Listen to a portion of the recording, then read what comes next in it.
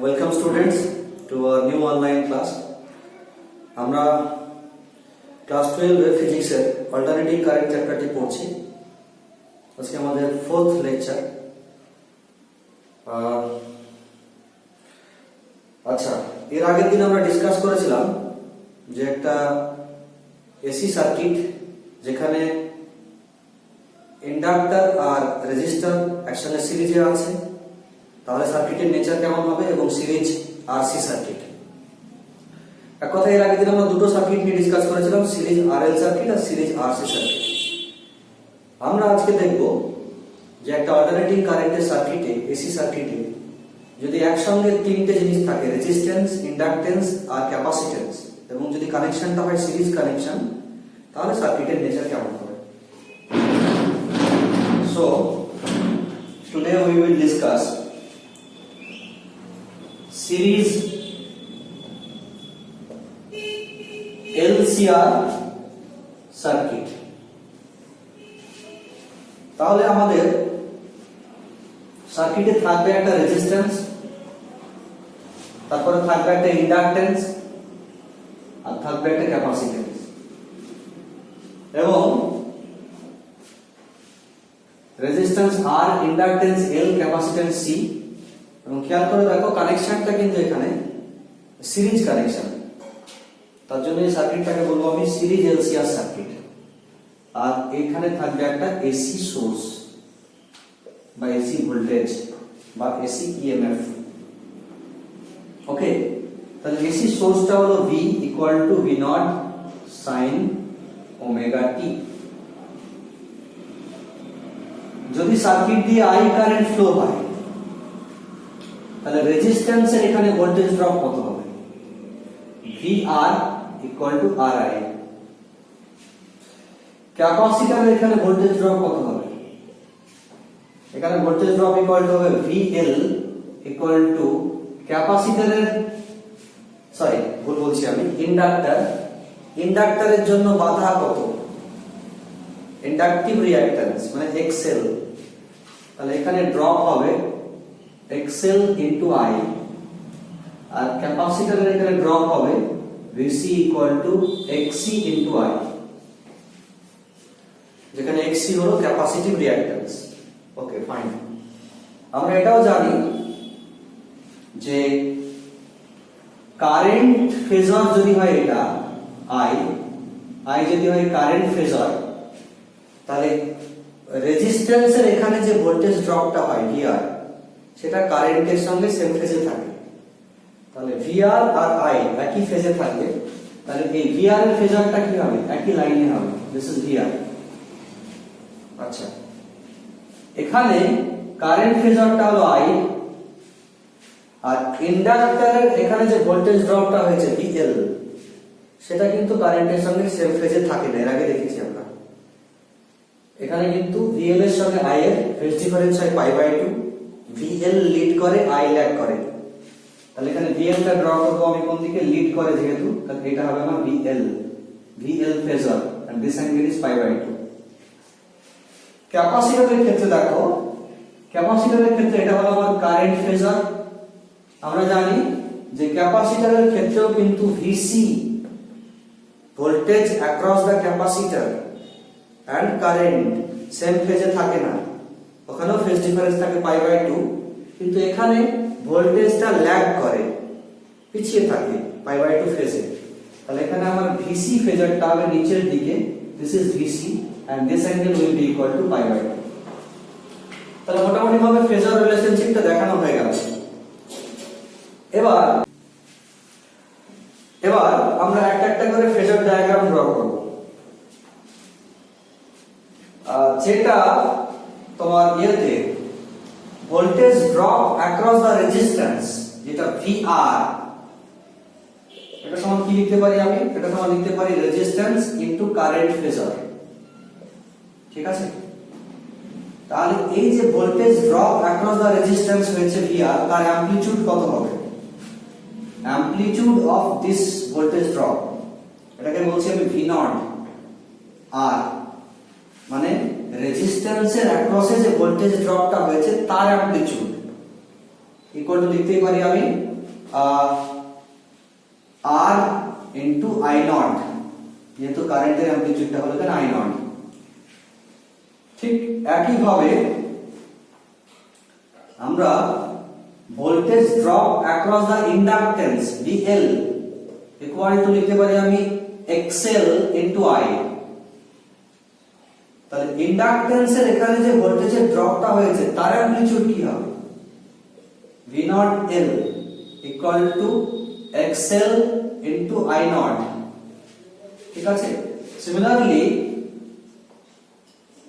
voltage drop across the capacitance VC, this is equal to XCI। তাহলে ক্যাপাসিটরের ওখানে যে ভোল্টেজ ড্রপ হয়েছে সেই ভোল্টেজ ড্রপটার অ্যামপ্লিটিউড কত হবে? V0 across the capacitor equal to XC into কারেন্টের অ্যামপ্লিটিউড I0। তাহলে আমাদের যে তিনটে ভোল্টেজ ড্রপ হয়েছে, তিনটে ভোল্টেজ ড্রপেরই আমি অ্যামপ্লিটিউড বের করে নিয়েছি। এবার আমরা নেক্সট কি করব? আমরা নেক্সট করব ফেজর ডায়াগ্রাম ড্র করব। সো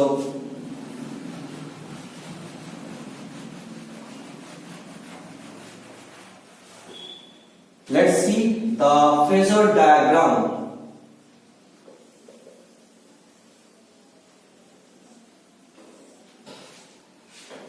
Okay, now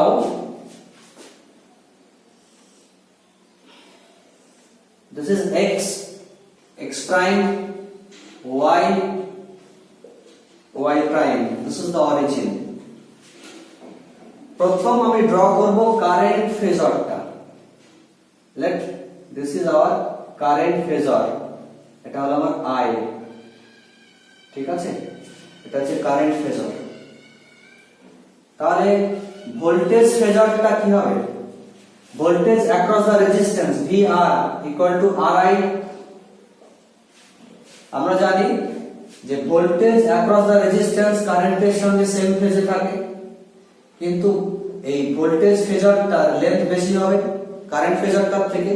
তার কারণ হলো যে এটা R দিয়ে মাল্টিপ্লাই হয়েছে। তাহলে VR ফেজরটাও কিন্তু একই লাইনে হবে, যেহেতু কোনো ফেজ ডিফারেন্স নেই, কিন্তু এর লেন্থ একটু বড় হবে। তাহলে এটাকে আমি এক্সটেন্ড করে দিচ্ছি। এটাই হলো আমার এইটুকু পর্যন্ত হচ্ছে কারেন্ট ফেজর, আর এই পর্যন্ত এটা হলো আমার voltage phasor VR, voltage across the resistance phasor. Okay, এটা নাম দিচ্ছি আমি OA।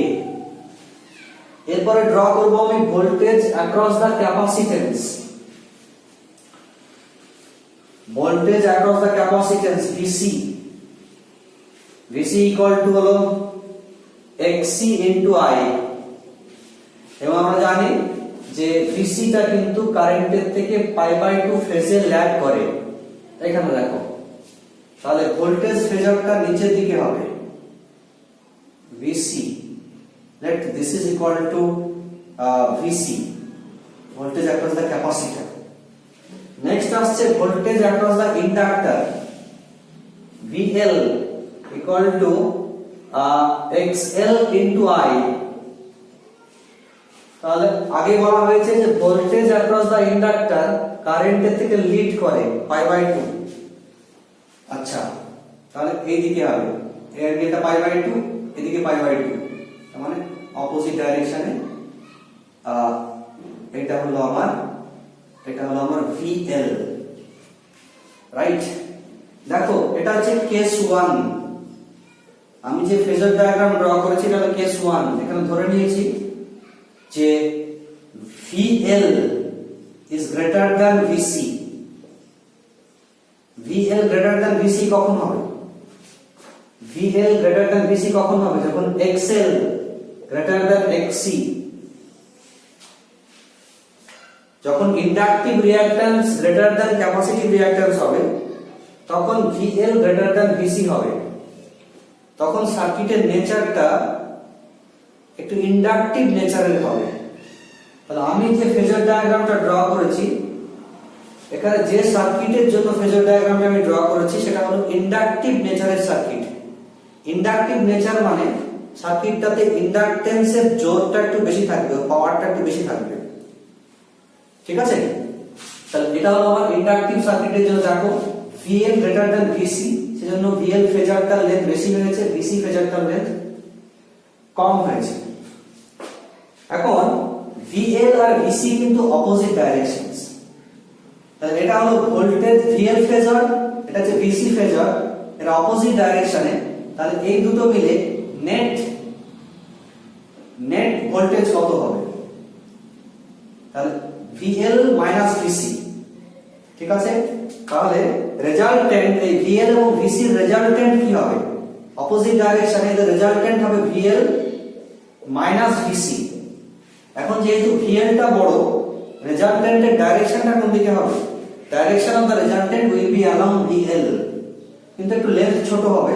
তাহলে এইটা এই লেন্থ মাইনাস এইটুকু লেন্থ বাদ দেব, তাহলে মোটামুটি এইটুকু থাকবে। তাহলে এটা হলো আমার রেজাল্টেন্ট, ঠিক আছে? এই রেজাল্টেন্টটার লেন্থ কত? VL minus VC। আমি নামগুলো দিচ্ছি তাহলে বুঝতে সুবিধা হবে। OA এটা হলো VR, OB এটা হলো কারেন্ট I ফেজার, OC এটা হলো VL ফেজার, আর OD এটা হলো আমার VC ফেজার, আর OE এটা হচ্ছে আমার VL মাইনাস VC ফেজার। তাহলে দেখো আমার কিন্তু প্রথম ইকুয়েশনটা কি লিখেছিলাম? সার্কিটের total voltage V equal two total voltage in the circuit V equal to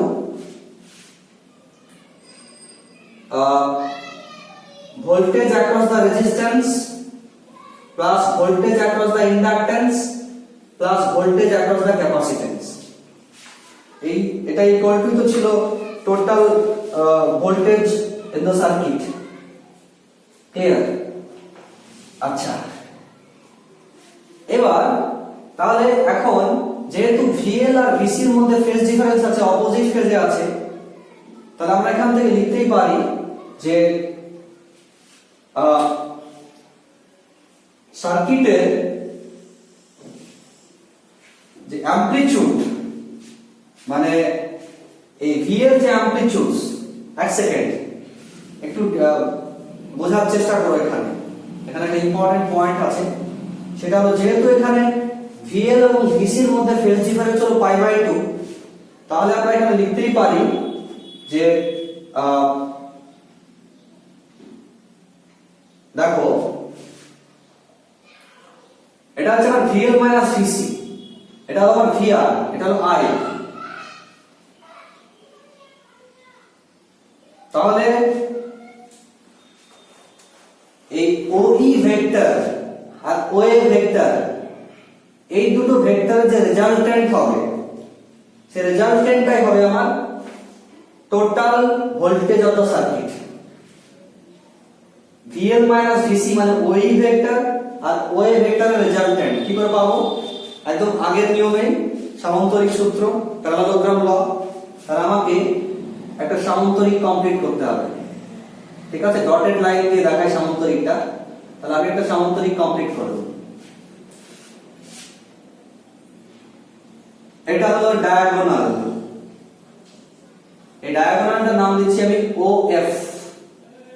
তাহলে এই OF যে ভেক্টর, এই ফেজারটা কি ফেজার হবে? এটাই হবে তোমার total voltage of the circuit, V phasor. Clear? This is total voltage of the circuit V phasor, right? And this angle, total angle will be equal to omega t। আর এই যে phase difference কারেন্টের সঙ্গে voltage ফেজারের, this angle is phi। আচ্ছা, তাহলে আমরা এখানে directly লিখতে পারি, সরাসরি ইকুয়েশন লিখব যে V0 স্কয়ার ইকুয়াল টু, দেখো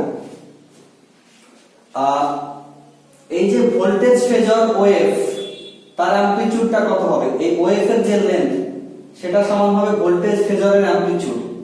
তাহলে OF equal to what? OF equal to V0। ঠিক একই ভাবে যদি বলি আমি OA সমান কি হবে? OA ওএ সমান হলো এই যে ভিআর ভিআর ফেজার আছে তার অ্যামপ্লিটিউড হচ্ছে ওএ, তার মানে কি ভি নট আর, আর ওই মানে কিন্তু এফ, ওই মানে এফ, তাহলে এফ সমান কি হবে? দেখো ওই মানে হলো ভিএল মাইনাস ভিসি, এই ফেজারটার অ্যামপ্লিটিউড, তাহলে এটা সমানই হচ্ছে এফ, তাহলে ভিএল মাইনাস ভিসি ফেজারের অ্যামপ্লিটিউড কি হবে? V not L minus VCL, sorry ভুল বলছি আমি, V not L minus V not C, এটা হলো তোমার এই দুটো ফেজারের অ্যামপ্লিটিউড। ওকে ফাইন, ওকে দেখে নাও। তাহলে এবার আমরা ট্রায়াঙ্গেল ও এ এফ খেয়াল করো। Look at the triangle O A F.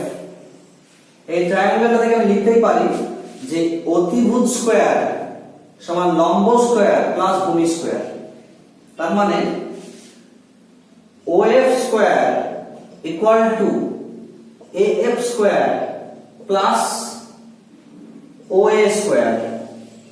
Okay, OF square means V naught square equal to AF square means হচ্ছে V naught L minus V naught C তার whole square plus OA square, OA square মানে V naught R তার square, V naught R তার square। Fine, এবার একটা একটা করে বসাবো আমরা। দেখো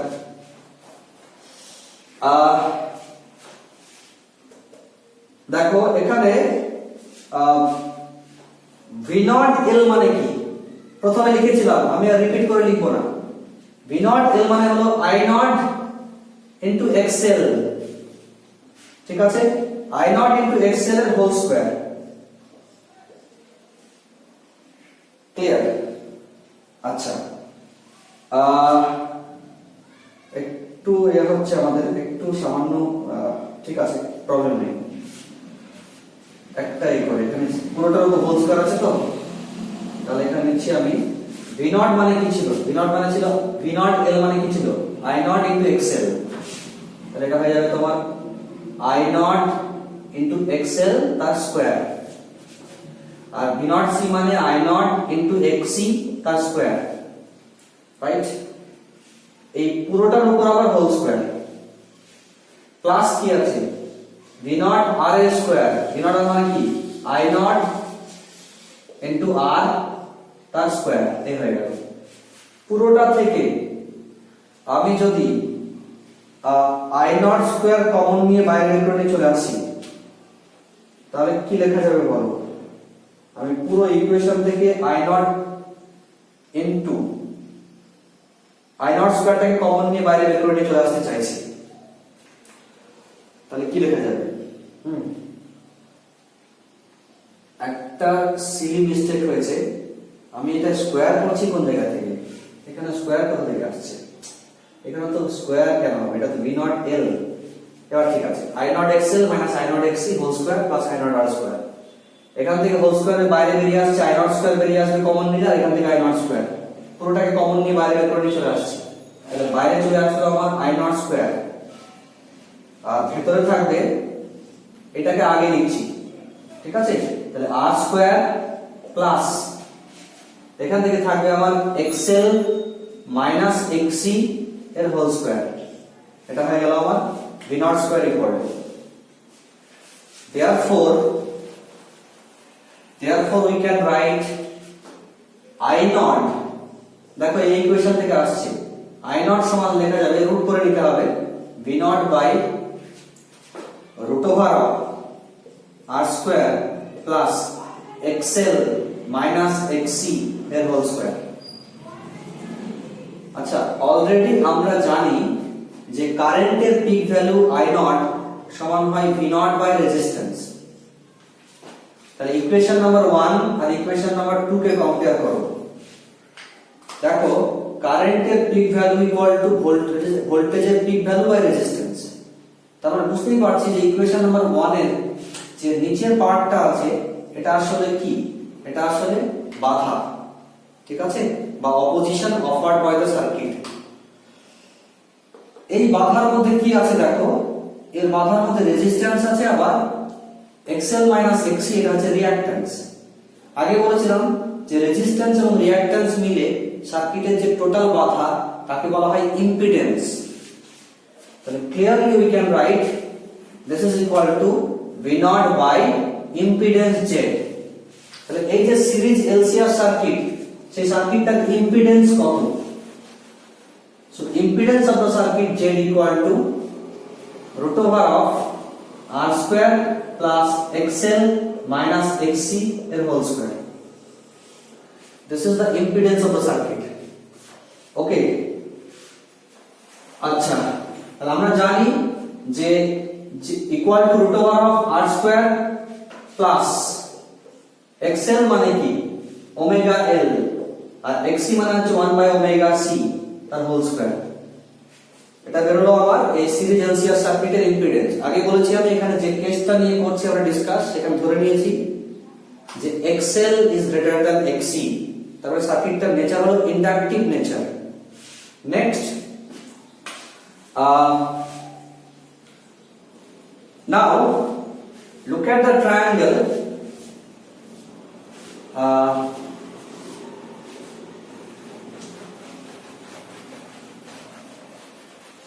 Now again look at the triangle OAF. এখান থেকে দেখো tan phi equal to কি লেখা যাবে? tan phi মানে লম্ব বাই ভূমি, তার মানে হচ্ছে AF বাই OA। AF মানে কি? AF মানে হলো তোমার V0L minus V0C by OA। OA মানে হচ্ছে V0R। ক্লিয়ার? তাহলে উপরেটা হয়ে যাচ্ছে V0L মানে কি I0 into XL minus I0 into XC আর নিচে হবে I0 into R। তাহলে এখান থেকে লিখতে পারি I0 কমন নিচ্ছি, উপর নিচে ক্যান্সেল হয়ে যাবে, equal to XL minus XC by R। Therefore, the angle tan phi is equal to XL minus XC by R. তাহলে phase difference phi equal to হবে tan inverse XL minus XC divided by R। তোমরা বুঝতেই পারছো যে এই সার্কিটটাতে current এবং ভোল্টেজের মধ্যে একটা ফেজ ডিফারেন্স থাকবে। সিরিজ LCR সার্কিটে এটা হলো আমার কারেন্ট ফেজর আর এটা হলো আমার voltage phasor. There will be a phase difference between current phasor and voltage phasor, এবং ক্লিয়ারলি দেখতে পাচ্ছি যে ভোল্টেজ ফেজরটা লিড করবে, ঠিক আছে, আর কারেন্ট ফেজরটা এখানে ল্যাগ করছে। এবং ভোল্টেজ ফেজর এবং কারেন্ট ফেজরের মধ্যে ফেজ ডিফারেন্স কত হবে? phi equal to tan inverse XL minus XC by R। ওকে, যদি এখানে আমি ধরে নিতাম যে একই সঙ্গে আরেকটা সার্কিট একে দেখাচ্ছি,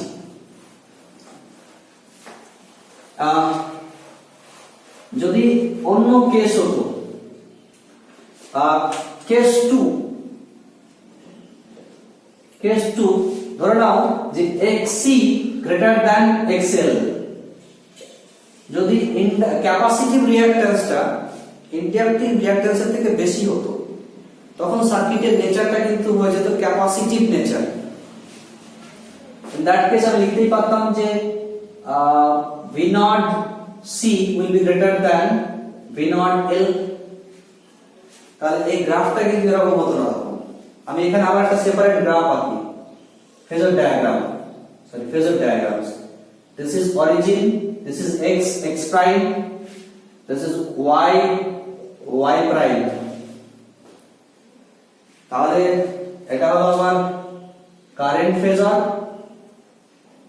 I, আর তার থেকে একটু বড় হয়ে গেল আমার, একই লাইনে দেখায়, একসঙ্গে করে দিই, নাহলে লাইনটা বাঁকা হয়ে যাচ্ছে। এই পুরোটা হচ্ছে আমার VR ফেজর, আর তার সঙ্গে একই ফেজে থাকবে, একটু ছোট হবে, এটা হলো আমার কারেন্ট ফেজর। ঠিক আছে? আচ্ছা, নামগুলো কি দিয়েছি আমি? এটা হচ্ছে O, এটা হচ্ছে A, এটা হলো B। নেক্সট হলো VL পাই বাই 2 ফেজে লিড করবে, এটা হচ্ছে আমার এখন VL, ক্লিয়ার?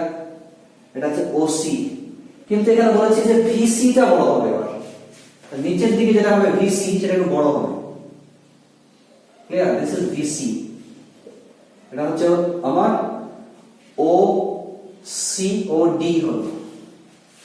তাহলে এবার VL এবং VC অপোজিট ডাইরেকশনে আগের মতই, কিন্তু এখানে VC বড়, তাহলে এই VL এবং VC যে রেজাল্টেন্ট সেটা কোন ডাইরেকশনে হবে? সেটা হবে নিচের ডাইরেকশনে। সো রেজাল্টেন্ট উইল বি, এই লেন্থ থেকে এই লেন্থটা বাদ দাও, উপরে থাকলে এইটুকু থাকবে, তাহলে এই লেন্থটা হচ্ছে আমার OE, এই O থেকে E এই ফেজারটা হচ্ছে VC phasor minus VL, clear? এবার যদি বলা হয় যে এই VR আর VL মাইনাস VC একই রকম হয়ে যাচ্ছে, VC মাইনাস VL, এই VR এবং VC মাইনাস VL এক কথায় OE আর OA এদের যে রেজাল্টেন্ট সেটাই হবে V, টোটাল ভোল্টেজ। তাহলে এবার আমি আবার প্যারালালোগ্রামটা, অ্যাকচুয়ালি এখানে ড্রয়িংটা ভালো হয়নি, বুঝলেন? এই অ্যাঙ্গেলটা অ্যাকচুয়ালি 90 হবে, এটা কিন্তু 90 হবে, একটু বাঁকা হয়ে গেছে। যাই হোক, আমি প্যারালালোগ্রামটা কমপ্লিট করি। এখানে এটা হলো আমার diagonal, let this diagonal equal to OF। তাহলে OF ভেক্টরটা কি রিপ্রেজেন্ট করছে? এই OF টা হবে আমার ভোল্টেজ ফেজার, ক্লিয়ার?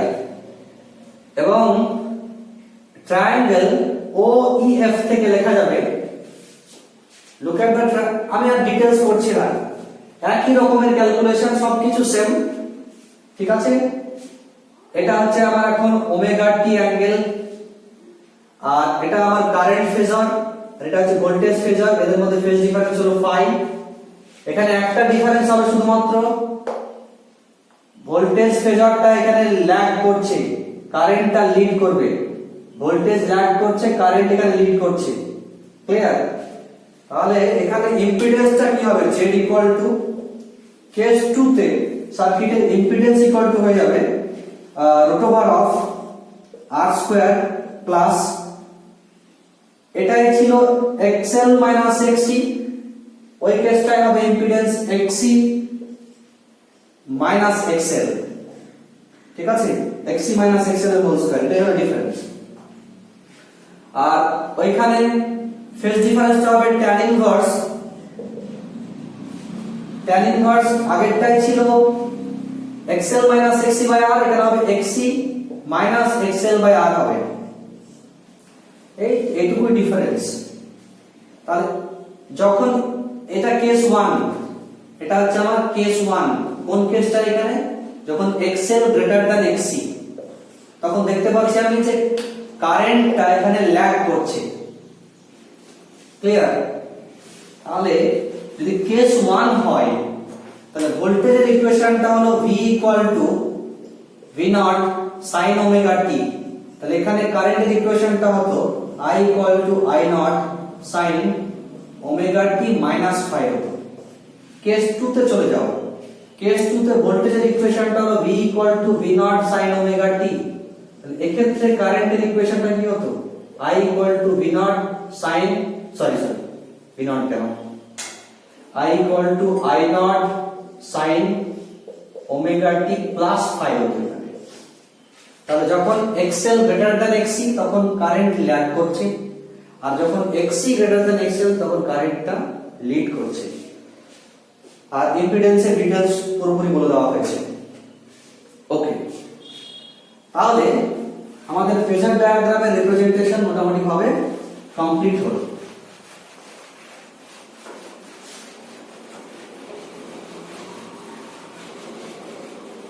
আমরা পড়ছি কি?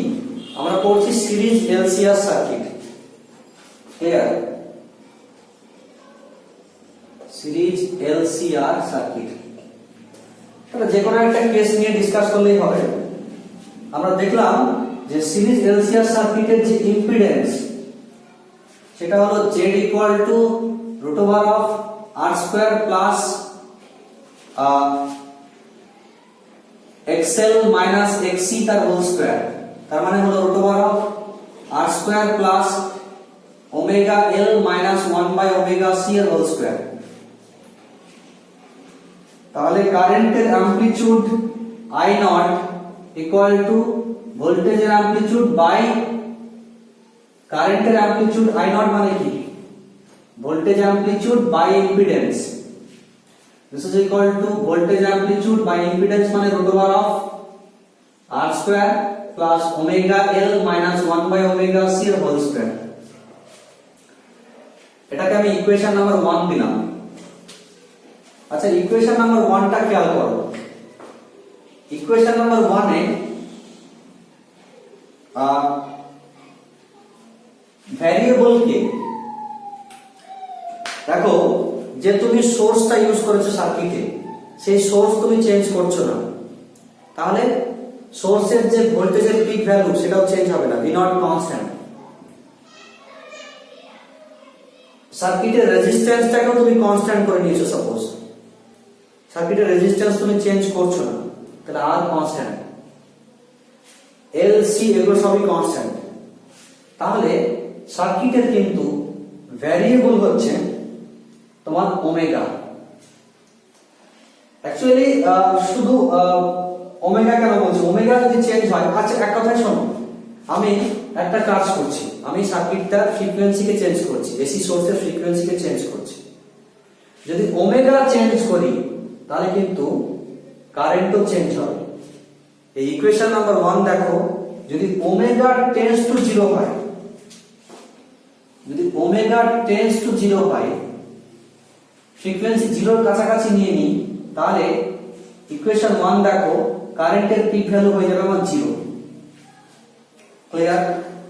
যদি আমি ফ্রিকোয়েন্সিটাকে বাড়িয়ে বাড়িয়ে একদম ইনফাইনাইট করে দিই, যদি ওমেগা টেন্ডস টু ইনফাইনাইট করি, তবুও কিন্তু ওই সার্কিট ওই ইকুয়েশনে বসিয়ে দেখবে তখনও কিন্তু I নট টেন্ডস টু 0 হয়ে যাবে। ক্লিয়ার? তাহলে দেখো ওমেগা 0 হলেও এক নম্বর ইকুয়েশন থেকে আমরা ক্লিয়ারলি দেখতে পাচ্ছি যে ওমেগা 0 হলেও I নট 0, আবার ওমেগা ইনফিনিটি হয়ে গেলেও I নট 0।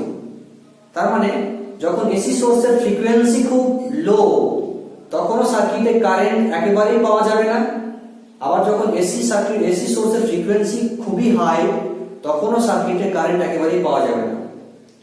তাহলে এই একেবারে লো আর একেবারে হাই তার মাঝামাঝি একটা ফ্রিকোয়েন্সি আছে, যে ফ্রিকোয়েন্সিতে কারেন্টের ভ্যালুটা হবে ম্যাক্সিমাম। ভালো করে বুঝবে। যখন আমি গ্রাফিক্যালি যদি প্লট করি তাহলে গ্রাফটা কেমন পাবো দেখো।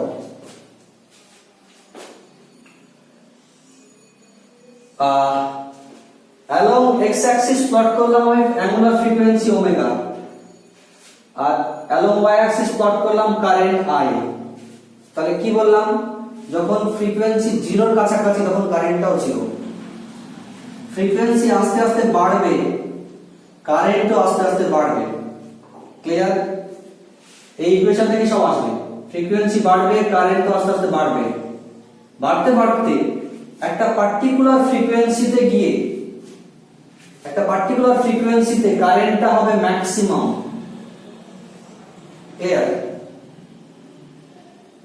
তারপরে ফ্রিকোয়েন্সি যদি এর থেকেও আরো বাড়তে থাকে তখন কারেন্টটা আবার কমতে লাগবে।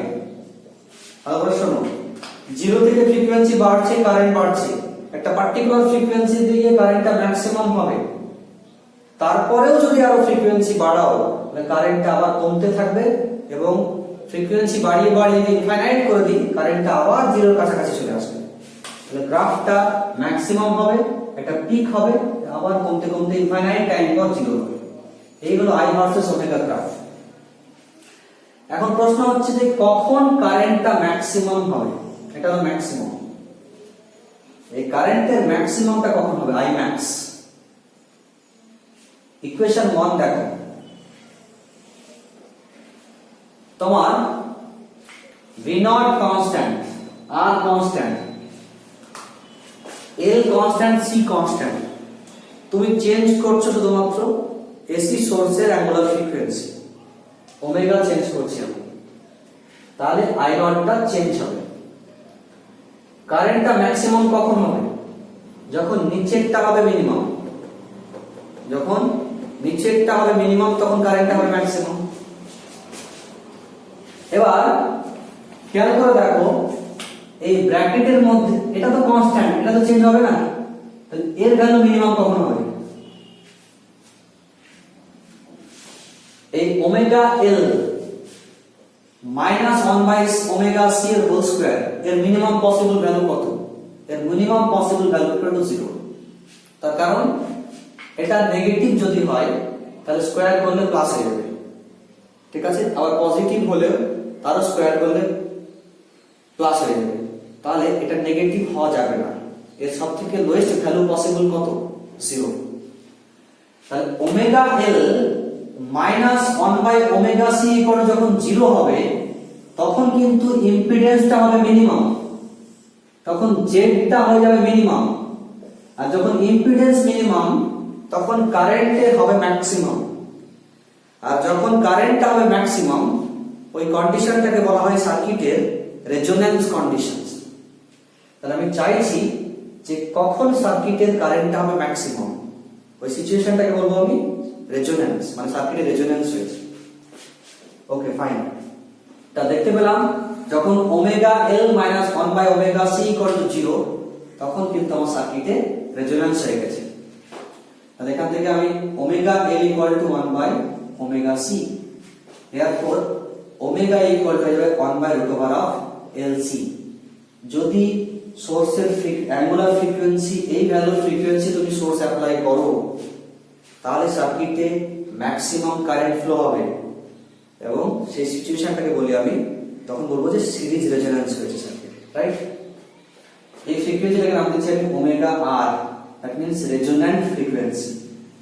ওকে, নাও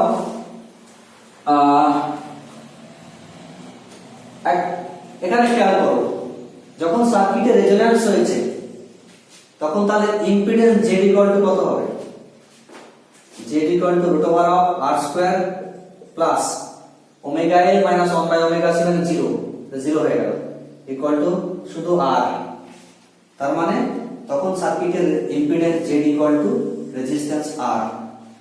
তার মানে যখন সার্কিটে রেজোন্যান্স হবে তখন সার্কিটের মানে তোমার প্রপার্টিটা হবে পিওরলি রেজিস্টিভ, ঠিক আছে? তখন সার্কিটের reactance will be equal to 0, right? So তাহলে এই যে frequency omega equal to 1 by root over of L C, this frequency is called resonant frequency. We all know that omega equal to 2 pi frequency. তাহলে সার্কিটের resonant frequency কত হবে? Omega R by 2 pi, this is equal to 1 by 2 pi root over of LC. This is the formula for resonant frequency of a series LCR circuit, and this is the formula for a resonant angular frequency of a series LCR circuit. Okay, তাহলে আমাদের আজকে দেখলাম যে series LCR সার্কিটের voltage এবং কারেন্টের মধ্যে relationship, কখন কে লিড করে কখন কে ল্যাগ করে, এবং সেই সঙ্গে সঙ্গে ফেজ ডিফারেন্সের ইকুয়েশনস। একটা জিনিস আমাদের ছোট্ট একটা জিনিস বাদ চলে গেছে, সেটা একটু বলে দিই।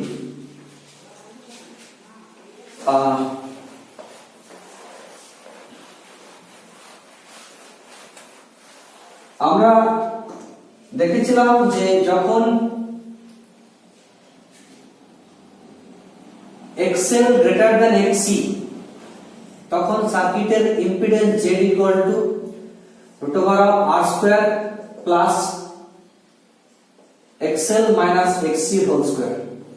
আর কারেন্ট এবং ভোল্টেজের মধ্যে ফেজ ডিফারেন্স এসেছিল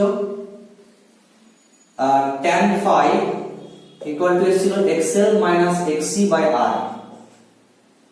এই পুরোটাকে আমি একটা ট্রায়াঙ্গেল দিয়ে রিপ্রেজেন্ট করতে পারি। Let this is a triangle মনে করো ABC। এই ট্রায়াঙ্গেলটা কিন্তু একটা রাইট অ্যাঙ্গেল ট্রায়াঙ্গেল, মানে সমকোণী ত্রিভুজ। এর কোনটা রাইট অ্যাঙ্গেল? এই কোণটা হচ্ছে 90 ডিগ্রি।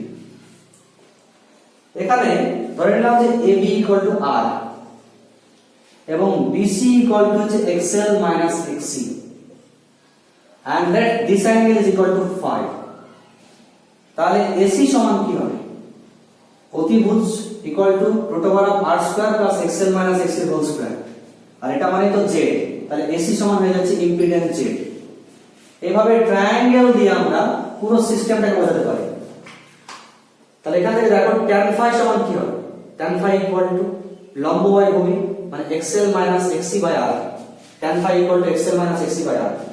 এই ট্রায়াঙ্গেলটাকে বলা হয়, this triangle is called impedance triangle.